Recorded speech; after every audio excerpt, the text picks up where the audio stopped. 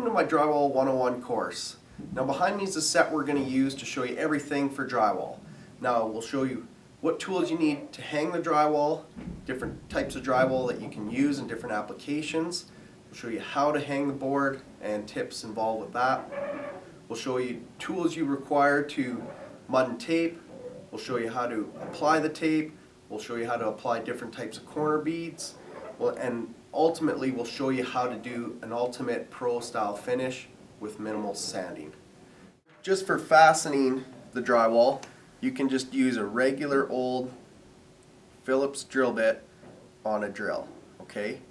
Now this way is a little bit slower and harder because you can't really control the depth of your screws. You don't want to punch right through the paper on the drywall. So although you can use it, and I've done it before on small jobs, I'd like to use like a dimpler. Now if you're on a budget, you can use just a dimpler like this that's just very simple, costs $2 or $3, and they work well. And sometimes you'll have to hand sink the screws. You know what, on every job you're going to have to do that. So we go from that, then you get a little more advanced to a drywall gun. These work extremely well. That's what the professionals use. Now these, they rotate faster. You can actually wind it wide open with having the screw on there. It doesn't actually engage until you push it into the drywall, and it just self-dimples, and you can set the depth on these, so they're super handy. They are the best. Now I obviously have my own cordless one, but you can probably rent a corded version of it if you want to speed it up. And if not, just go to the drill. Okay. Now, for cutting drywall, this is going to be your best friend because you can do a lot of cuts with just an Olfa knife. Now, when you finish your cuts, in order to stay with an accurate dimension on your drywall, a rasp is always good because when you break the drywall, there's always little bumpies left on the side. Now a hand, like just a drywall saw. So sometimes you have like an L-shaped cut, so you can cut down this way and then you can scribe the bottom, break it, cut it, and finish that cut, right? So these are good. You can do electrical boxes, switches, lots of different circles. You can do it that way. Now to do straight cuts, you can go out and get a T-square for drywall. This works well if the sheets are standing up, so this one's a 4-foot one. So if your sheets are against the wall, you can just set it on top, make your cuts, or if you have to, you can lay it on the ground. You can use it either way. So these are handy. If you don't want to go out and buy one, just a straight up level will do, right? Just a straight edge. Then another good thing that I've used in the past, if you have a jigsaw, they work well instead of the handsaw. They do a nice clean cut. It's fast. If you have one, great. If not, don't bother buying anything unless you want to rent. And another really great tool that gives you the most accurate way is a rotozip. Now that's a brand name. It's also just a drywall router. These are really good for electrical and windows. Now, what's so great about this is you can hang the board, find the center of your electrical box, then you just punch it in the middle, move it over to the side, come back out to the outside, and finish your cut. So it's accurate every time, right? As long as you know how to use it properly. One thing I'm going to say about this, and I'll do further tips as we go, but this is a 5/32 bit. I used to use a 1/8, but I found that they broke too easy. So I just went with just a little bit bigger, and they seem to not break on me as often, so that they're really good for that. So you don't necessarily have to buy one of these, but you can rent them, and I highly recommend using them. But also show you how to hand measure and just cut it by hand with one of these, right? I'll show you everything. So with that, that's kind of just the intro for the tools. Next we'll show you how to board. So you want to do your ceilings first. Now with this what we're going to do is I'll cut this sheet to proper dimension to show you. Now we do have a light box here, so I want to show you what to do there. Now, a good tip to keep in mind when you're doing your electrical boxes, especially these octagon ones, is you see these screws are hanging down? That'll mess up your, if you're using a rotozip, that'll mess you up because your drywall's further away, and usually when you set the depth of your rotozip, it's like a 1/2 inch and then the little smooth tip sticks out, right? So it won't, that smooth part of the bit won't ride on the box, and you won't know where you're cutting, right? So it'll leave a big hole. So we're just gonna set these screws in snug so we're more accurate.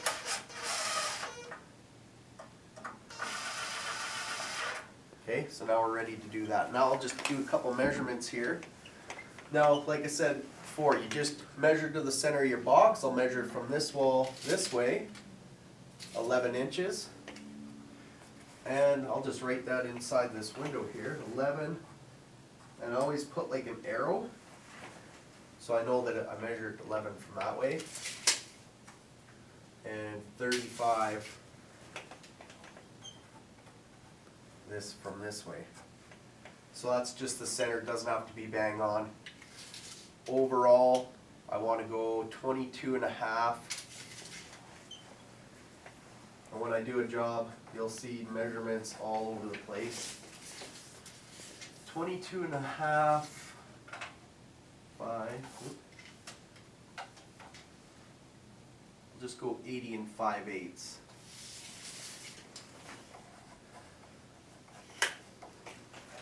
Okay, I'm just going to lay a sheet on the ground because it's easier to rip a sheet lengthwise on the ground than it is standing up. There's a couple ways you can do this. You can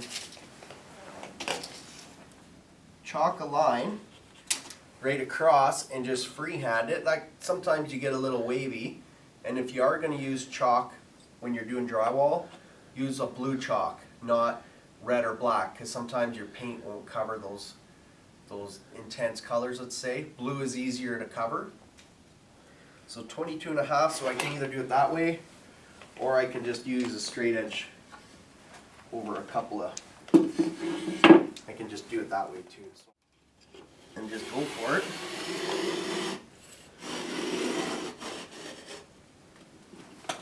See, this level's a bit thicker, so it's safer. I'm way less likely to jump off the edge and hit myself.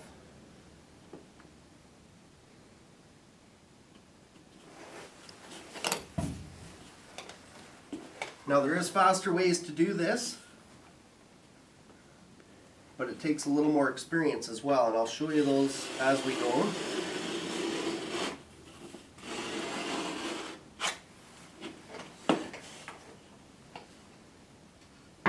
The other thing I like to keep in mind is, since I have two cuts, I have a cut this way and one this way, I always try to keep the remaining part of the sheet the most useful part, right? So when I cut this to length, I won't cut it right across the full sheet because then I'll compromise my leftover side.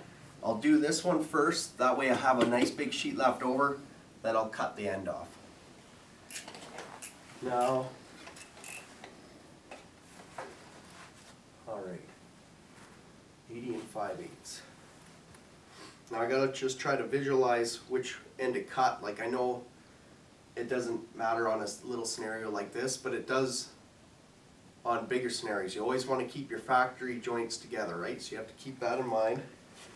For this one, it's not as crucial, but you know, I want to show you all aspects of it.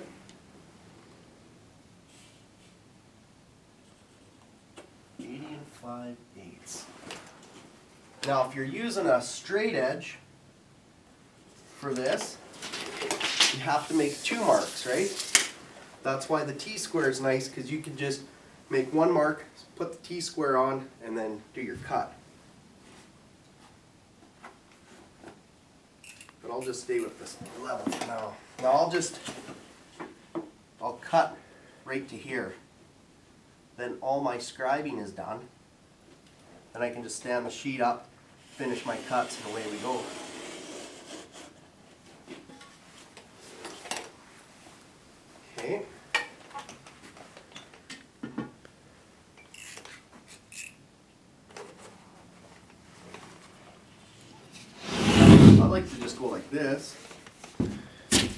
take it and just gently lay it down if I can. Then I'll finish my cut from the other side here.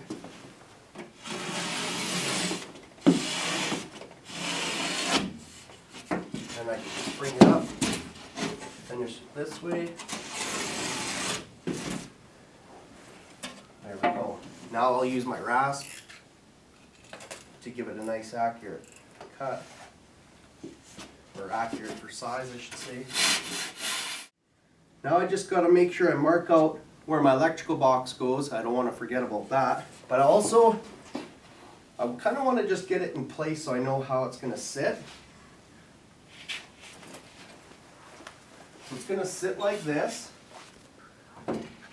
Now a good rule of thumb to keep in mind is this factory bevel, it's always good to put that to an inside corner or to an angle. Sometimes we'll refer to it as an angle. That's because you have to tape your inside corners. They always get built out with mud. The other rule to keep in mind when involving the bevel cut is don't put the bevel on an outside corner because it's too hard to set your corner beads. Now just keep that in mind. So this is going to sit like this. I'm going to measure it out for center. So that's center. Now I'll hang the board. I'll probably get my cameraman to help, and you will definitely need help when you're doing your own project because you'll have full sheets. Another thing to keep in mind is you can rent a drywall lift that helps you get the sheet up and holds it in place. Sometimes you gotta muck around with it to get it really lined up, but at least you're not holding it forever, especially if you're inexperienced. So just keep that in mind as well. They're really handy and you can rent them, right? So to keep in mind with the electrical is we're gonna just set probably 4 screws lightly just to put pressure against this. We don't want it loose or the rotozip won't find the edge. We don't want it too tight because when you finish the cut, it'll actually pop the sheet up and break a chunk off, right? So you'll find the right spot for that.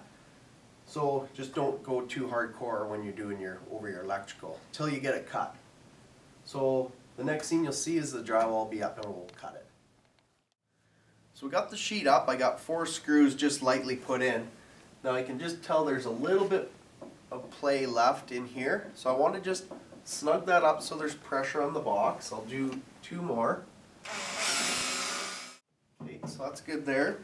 Now let's talk about the rotozip. Just come take a close look here. So there's cuts from here down. This is smooth, so it'll ride on framing or your electrical boxes. So you want that smooth part sticking past the drywall, and I'll show you up here. You want it sticking out a decent amount so that you can actually catch the metal boxes or the framing, right? If it was only sticking out 1/8, there's a good chance you're gonna miss, and then you're gonna mess up your cuts, right? So that's what that's supposed to look like. And now I'm just gonna get geared up. This is ready to rock and roll. Now I'll put a mask on. Should always wear a mask doing this stuff. It actually really bugs me. And when you're doing your house, there's going to be a lot of dust from especially the rotozip. So just do that quick. And these safeties have like foam on them. So that's nice for doing sealing so you don't get dust in your eye. And a rule to keep in mind is I want to go counterclockwise on the outside of a box. So counterclockwise when you're on the outside, and I'll show you the other rule when we do windows or openings. You kind of got to imagine looking at it upwards. So I'll just go in the middle, go out, find the edge, pull it out, go back in, finish the cut. And I don't want to force it. The reason you want to go counterclockwise is the bit will actually pull tight and it'll actually do the work and find its way.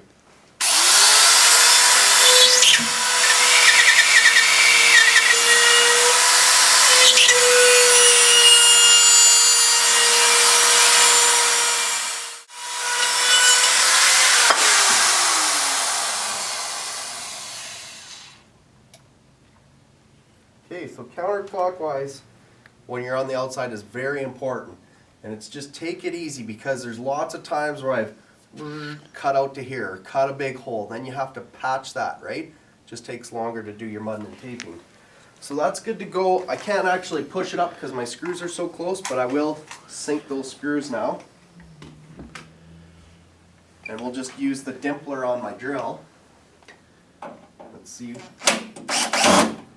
Seeing that dimpled that up.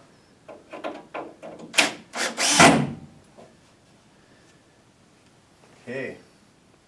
So that's good to go there. I'll finish the other 4. You want to make sure that your screws are sunk below the surface, but not too deep.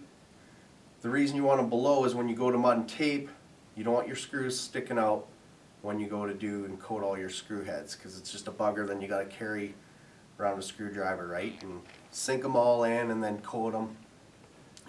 It's inevitable that there's going to be a few sticking out, but just keep that in mind as well. So I'll finish just screwing this off, then we'll go to the next step. Okay, so in order to demonstrate chasing yourself around the room, this is how I'm going to do it.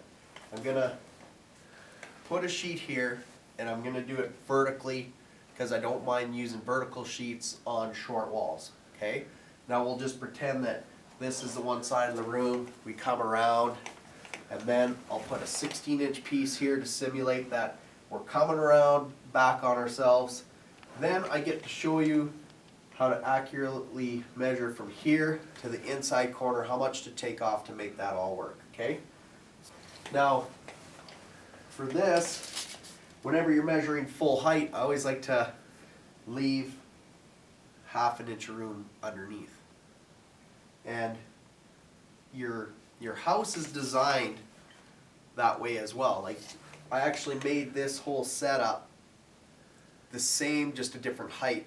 So what I'm getting at is, when your house is framed, it's 8'1" from the ground to your trusses, or what have you, right? Normally it's your trusses, because your full height walls are,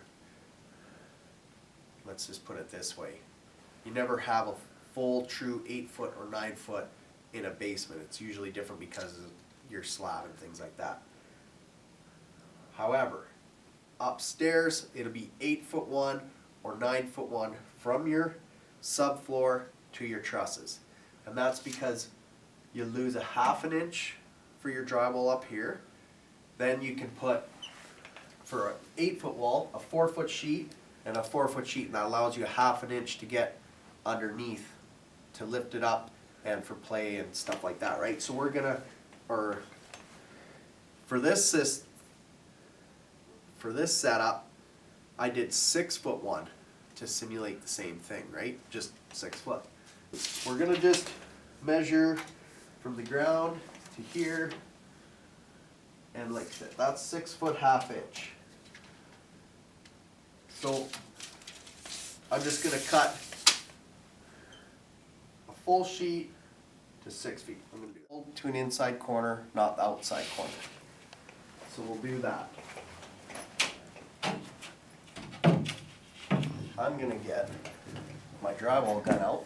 This one's super handy because I can just loop it on my belt.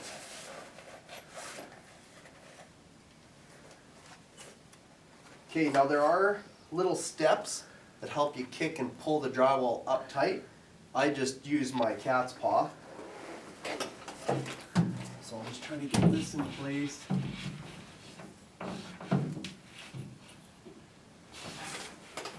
Those little stepping stools are nice because you can hook them on your foot and hold the sheet and do it. You know, this way is a little bit harder, where those step ones they're definitely easier.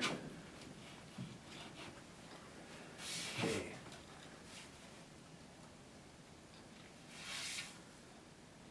See, the problem with this way, you can't have your cat's paw hit the framing. Okay. I'm just going to set that. You can see how fast this one goes. And you can just keep it wound right open. It's not spinning the screw. But as soon as you engage it, it goes in. So this one works really fast.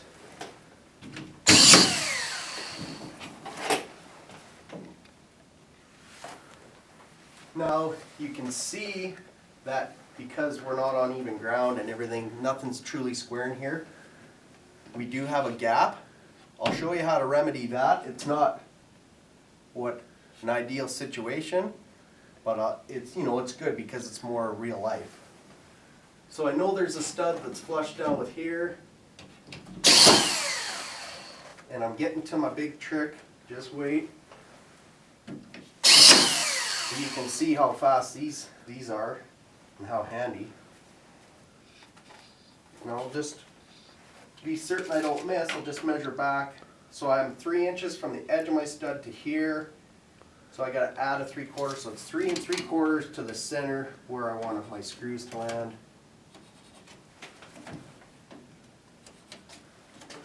Oops.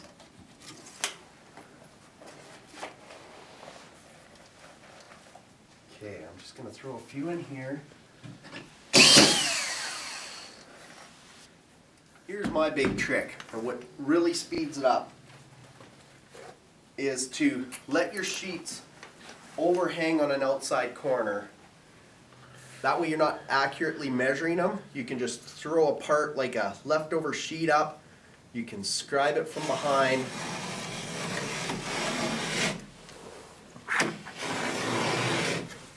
You just break it off. It's actually super fast.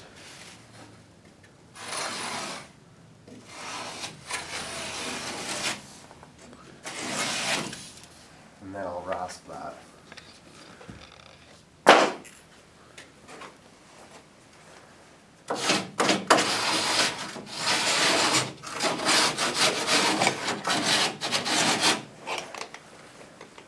I really found that helps speed up the job.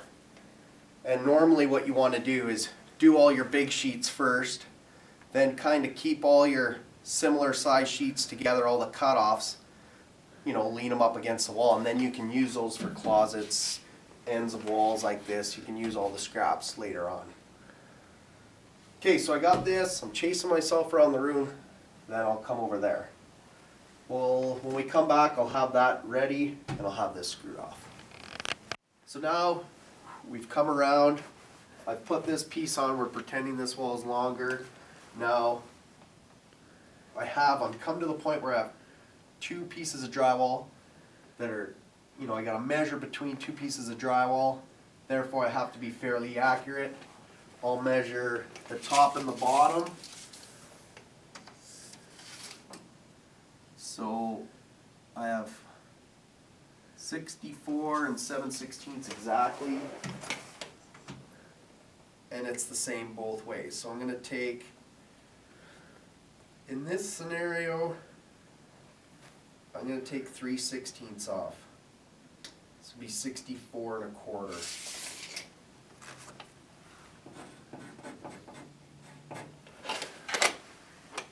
And when you're screwing off, this is considered a butt joint. You always want more fasteners in a butt joint than on the rest of the sheet, just to make sure that this doesn't ever crack out on you or move.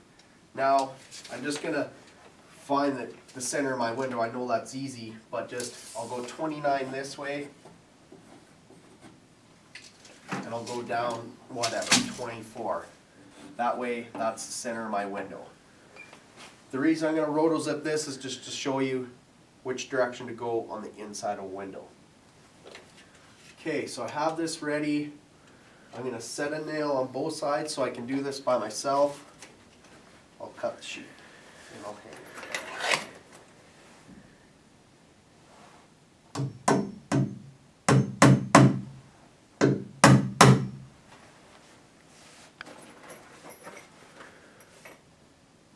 I don't want to set it exactly 4 feet, just because I need a little bit of play. You can't ram it in there. It's better to have a little bit of play and then just lift it up. So I'll just set those couple nails, I'll cut my sheet and we'll get to it. So this is a factory edge. and I want to keep the factories together. So on this sheet, I measured from this side over my 64 1/4, made the 1 mark. Now this is what's awesome about these T-squares is that I can cut a sheet while standing up. And I use the same type of method whether I'm using a level or this. It's just with a level I have to do two measurements instead of 1. But what I do is I'll just hold my foot down on the bottom, kind of out of the way, and then I'll cut it.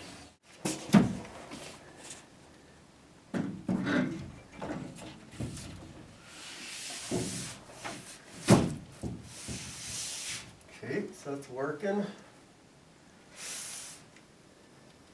I just want to keep this joint tight and put the plate in the inside corner.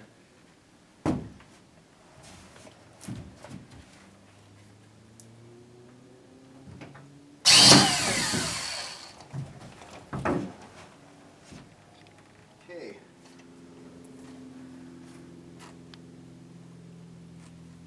The reason that's not going up any higher is because it's ultra tight right here. Now, this scenario isn't ideal because this wall isn't perfectly level and plumb because it's just freestanding. That's okay. Now, there was 2 ways I could have measured and made marks on the ceiling to where my studs were. I didn't do that, but that's okay because I know my layout is 16 on center, so I can just pull my tape from my butt joint. 16, 32, 48. I can do that in a couple spots. This is the window.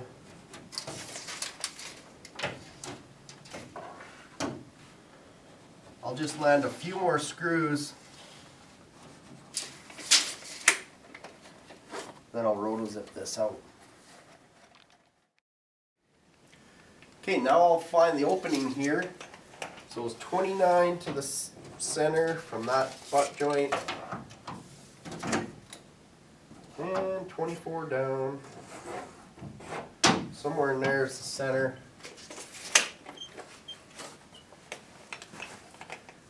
I'll just mask up. Now just remember that we're on the inside of an opening. Now I'll go clockwise with my rotozip.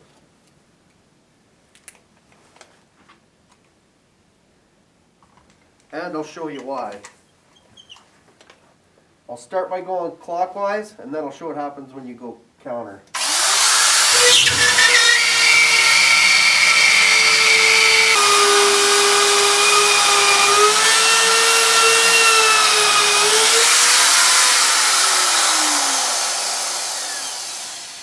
Okay, so it's clockwise. You can tell it's pulling it into the frame.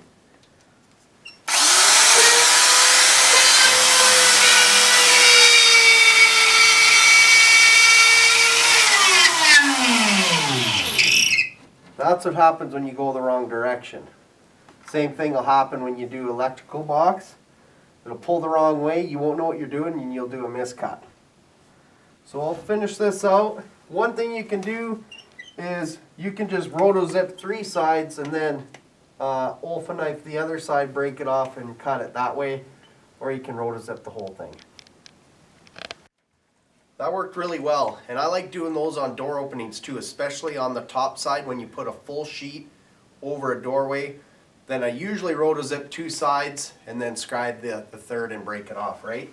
Now, another reason why you're framing, like back to framing, if your framing isn't tight, then you gotta be aware because you can easily, the rotozip can actually go past through a gap in your framing. So just keep that in mind as well. It's coming together. We're going to finish screwing this off. Now I can tell where I can fasten around my window, and we'll just keep rocking. So once all your top rows are done, now you can just move to your bottom rows. In a basement, like I said, normally it doesn't work out where it's a full sheet along the bottom. That's why this situation is good. It'll show you how to measure for that. In a perfect world like upstairs, it's usually 4-foot sheet, 4-foot sheet, or for a 9-foot it's 54-inch and 54-inch. Now I want to overlap this butt joint So I'm just going to put a full sheet on this way, and I'll show you how to hand measure for an electrical box if you don't want to use a rotozip. So I'll just measure the length, but I'm going to cheat. I'm just going to leave this long, scribe it from the back, break it off. So, and then to measure down, I just measured down in a bunch of spots, 24.5. It's going to be 24.5 the whole way. So the reason you want to do lots of measurements, because if you're in a concrete basement it could wave a bit, so you can just make your adjustments to the calculation. I think I have a sheet ready, and remember, you definitely always want your beveled edges together, otherwise there's no point in even having them. So do that. I set the sheet how I want it. Now,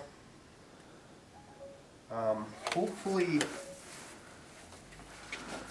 I'll just get you to come around from this way and I'll show you.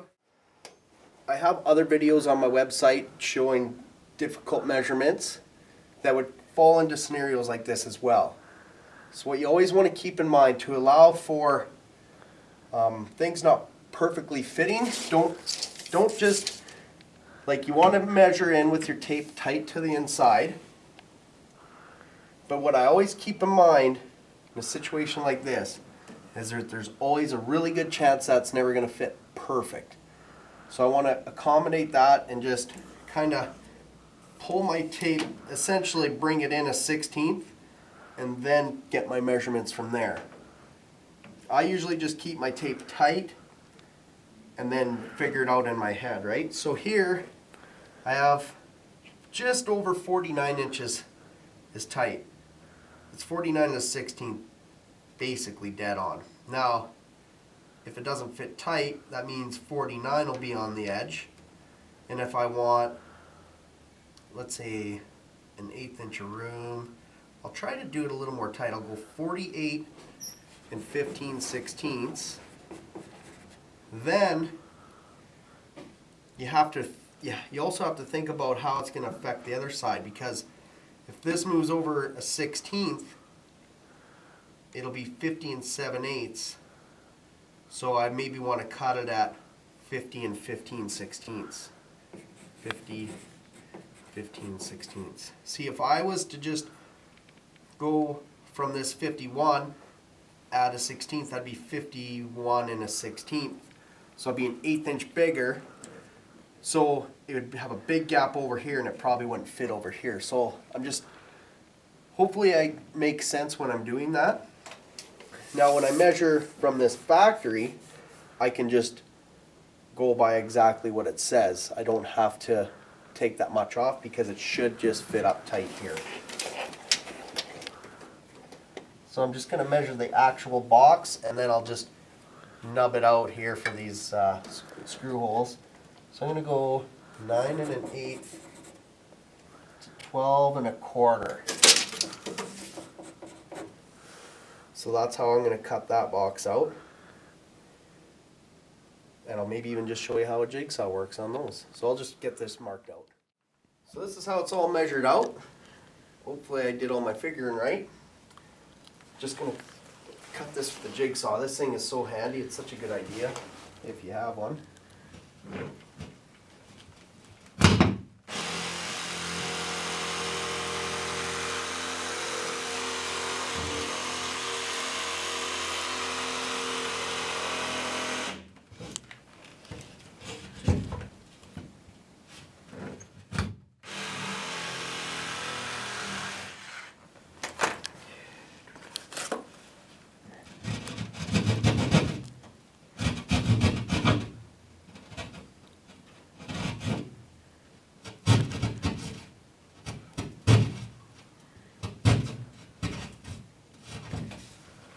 You can see how much longer this takes to hand measure and cut. And then you're not guaranteed accurate measurements, therefore you either have to recut your sheets or just do some, do some patching, because you have a 1/4 inch gap there. Your cover plate won't cover the gap, therefore you have to tape it. It's just a lot of messing around, so that's why the rotozip's so handy. But I thought I'd show you how to measure it by hand, just so you knew how. Just gonna see if this fits first.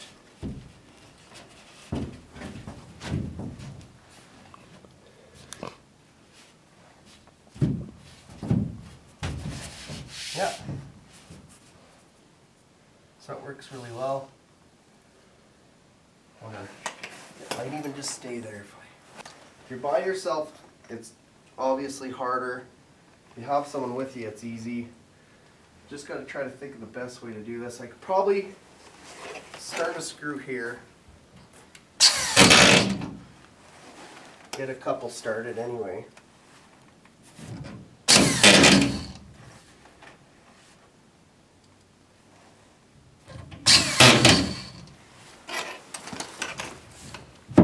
Hold it up, get it round over.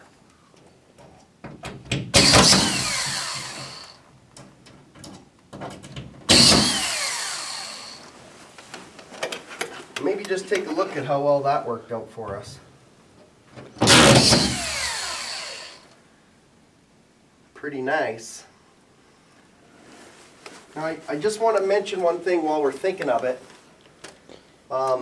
There's new electrical boxes that are poly, and they have like a foam piece that goes around it, and that is what helps seal your vapor barrier on the exterior wall. Now the boxes are a little bit bigger, and what I've found on some commercial sites is guys who are using the rotozips, they use a big fat bit, like a 3/8 bit, so that way they can just force their cutter and just, you know, they can do drywall super fast. But the problem is with a 3/8 bit like that on these new plastic boxes, what ends up happening is your cover plate isn't big enough and you see a gap all the way around. So that's why I like to use that 5/32 bit. So I thought I'd just mention that. And really, another thing is the only thing I'll touch on with electrical is this. Make sure that your boxes aren't sticking out more than the thickness of your drywall, right? So 1/2 inch drywall, 1/2 inch is the max that you want your box past your framing, right? You do not want this past your drywall, because then if it's out at 1/16, that's how much your plate is going to sit away from the wall, and that just doesn't look professional either. So just keep that in the back of your head. I'll screw this off, I'll scribe that from the back, but really, that worked out really well for us.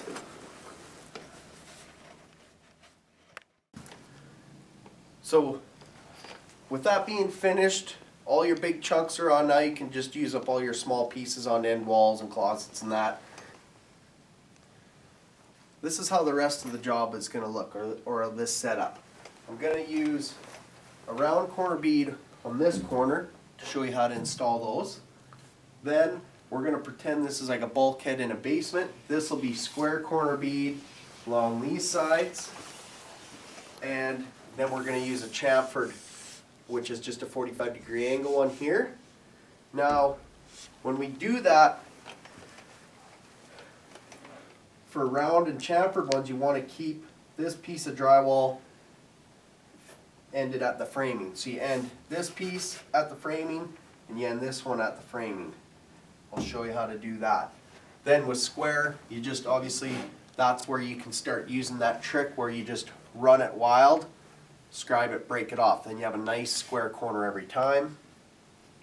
And I just want to show you a trick that I've seen a lot of guys do to really speed up how they do these little small pieces.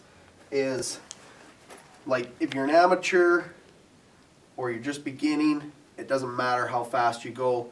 So for here, when you need a 3.5 inch piece, you just lay a piece on the ground, mark it out, cut it, rasp it, whatever. If you want to try to be quicker, this is a good way.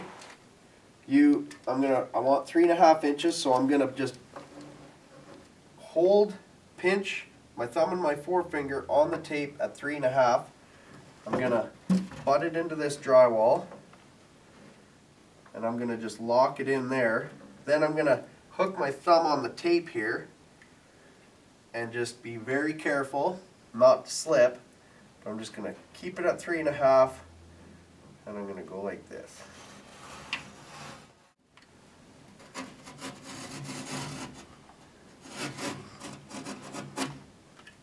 Okay.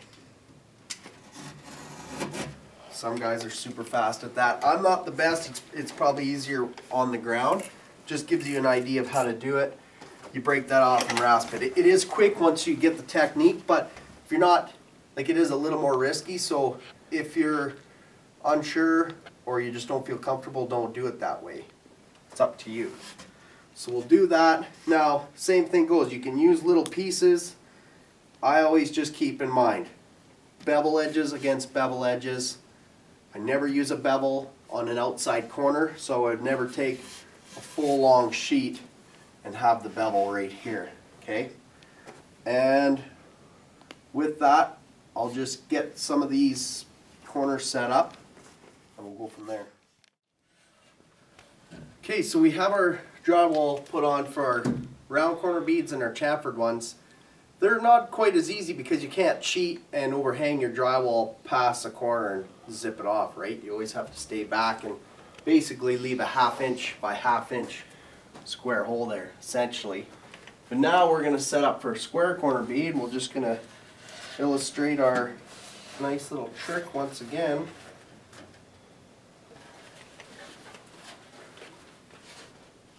Normally you have something to butt into. I'm just going to go to the top of this.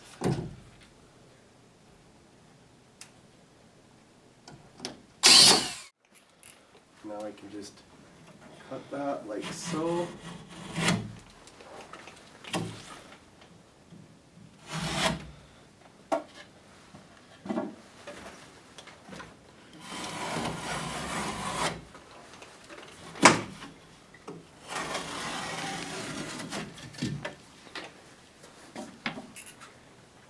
I'll rasp those off, and the same thing goes for this front piece that I'm going to do.